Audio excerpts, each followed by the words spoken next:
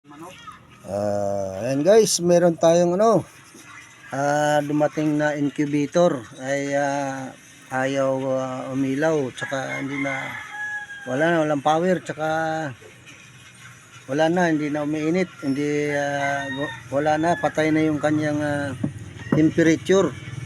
Ito guys, ayan. So ngayon guys, nilagyan na natin ng pinalitan na natin ng wiring.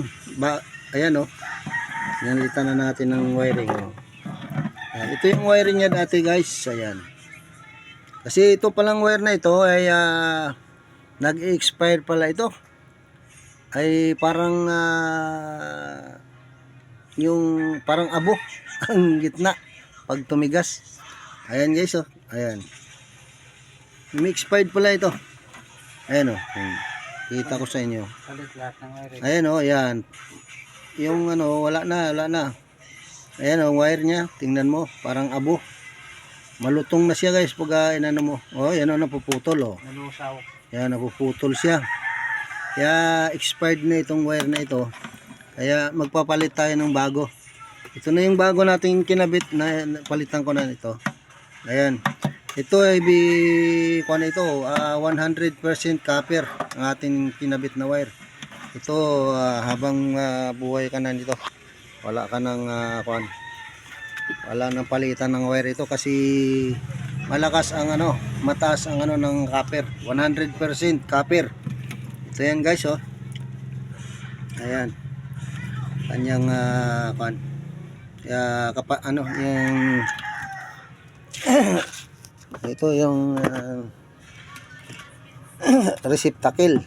Lagyan natin ng magti-testing tayo guys. Lagyan natin ng ilaw. Testing natin kung ito ay okay na. Teka. Wala tayong cameraman guys Ayan ang hirap maging ng camera, maghawak. Solo lang tayo. Ayan.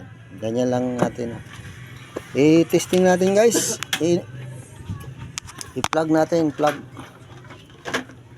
Ayan ito yung plug niya. Ayan ito yung wire na bago. Ayan. Plug natin. Ayan guys, wala pa rin. May problema pa Ito, ba't hindi umilaw yung Kanina umilaw yun Teka. Baka natanggal yung ating supply.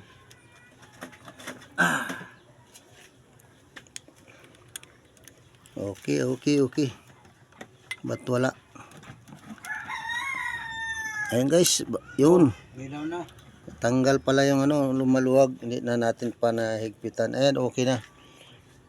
Ayan guys, umilaw na. Gumana na yung kanyang temperature.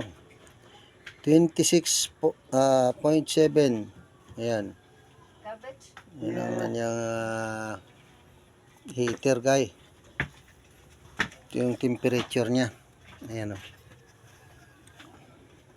Okay na guys to. Yung isa yun dalawa yan Itong isa malaki.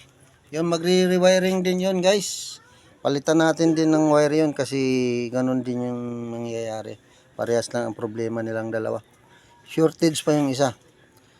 Kaya maaari nag-short doon sa may temperature niya kasi malapit yung wire. Ayan. Ayan guys. Hanggang dito lang muna. Tsaka mag-ayusin pa natin yung isa. Mamaya ko naman kukunan ng video. Okay, thank you for watching. Okay na guys. Okay. Bye bye.